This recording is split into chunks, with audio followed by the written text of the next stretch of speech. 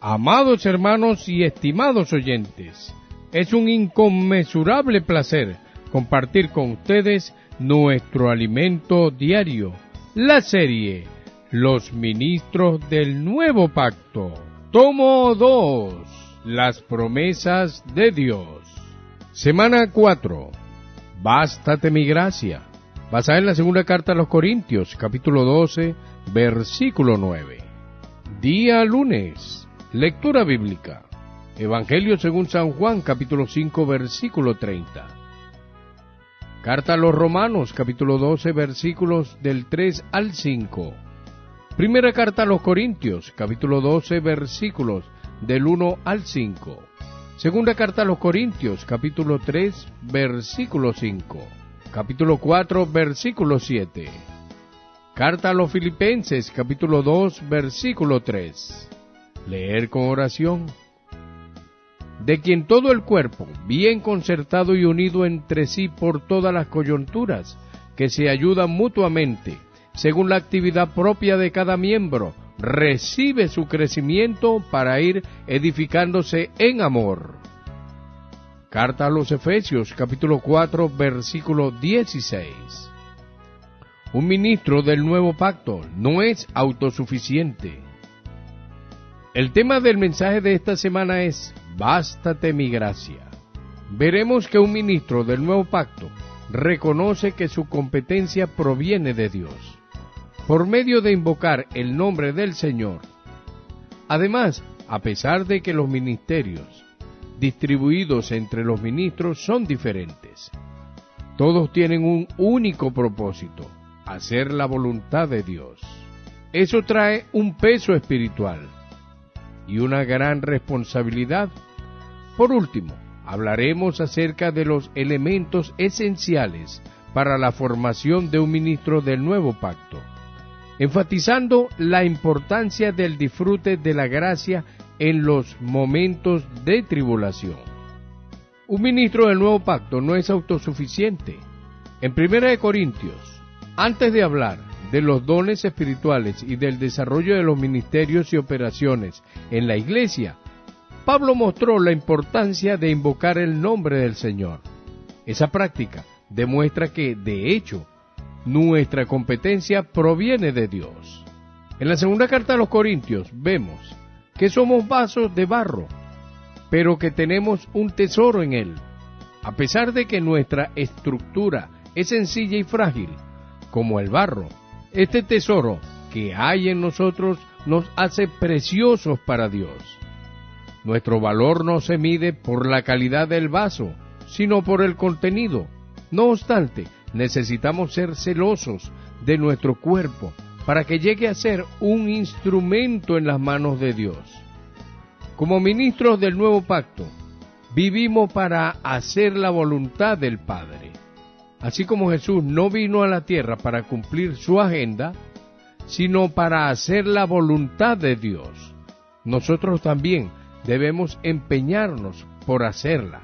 Sin embargo, no debemos hacerlo por nuestra suficiencia o por la excelencia de la sabiduría humana, sino por la manifestación de su poder.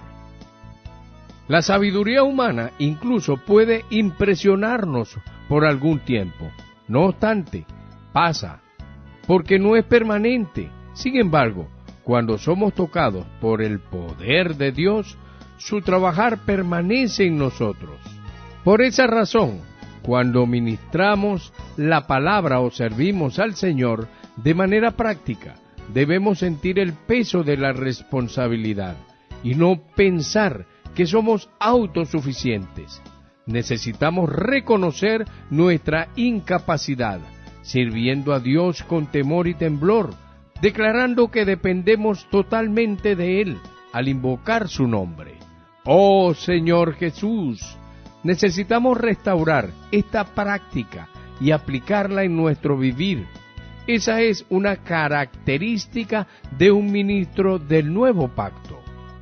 Además de reconocer que su competencia proviene de Dios, un ministro del nuevo pacto también sirve en coordinación con los demás miembros del cuerpo de Cristo. Como miembros del cuerpo, no somos autosuficientes, sino que dependemos de la mutua cooperación de cada miembro, sin pensar de nosotros mismos más allá de lo que conviene.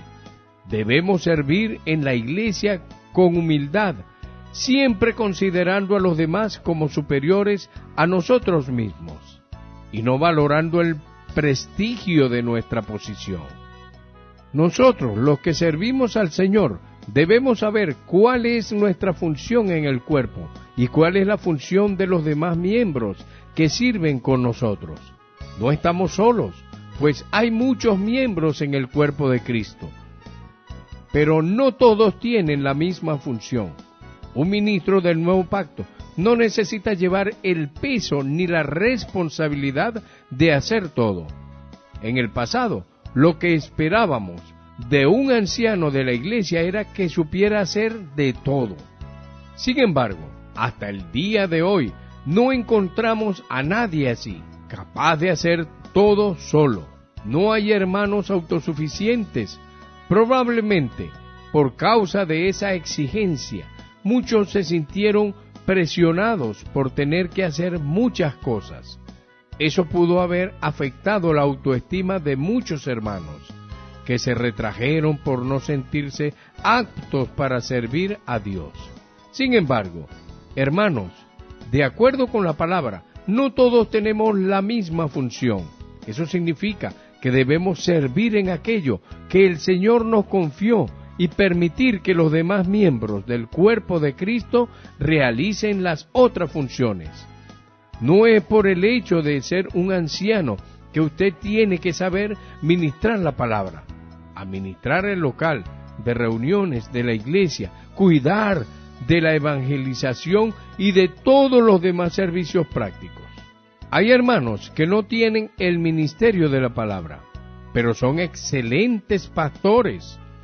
No pueden ministrar detrás de un púlpito, pero son responsables del apacentamiento de muchos hermanos.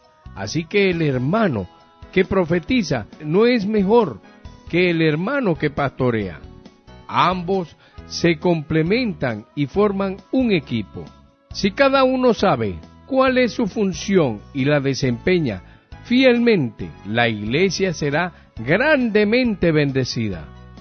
Todos estaremos felices en sus respectivas funciones, desempeñando la comisión que el Señor nos dio. Finalmente, necesitamos aprender a estimar y valorar a los hermanos que sirven con nosotros. Sabemos que tenemos diferentes características los unos de los otros, pero uno complementa al otro. Cuando no sabemos realizar determinada tarea, necesitamos buscar a los que poseen la habilidad para realizarla, a fin de que la iglesia sea edificada. Necesitamos ir donde nuestros compañeros y declarar: te necesito para que me ayudes con tal tarea. No somos rivales, somos compañeros. No puede haber competencia entre nosotros, antes bien, debe haber cooperación y unidad. Si aprendemos estos principios, ciertamente se solucionarán muchos problemas y seremos felices y bendecidos. Pregunta: ¿de qué manera podemos declarar nuestra insuficiencia en el servicio a Dios? Buen disfrute.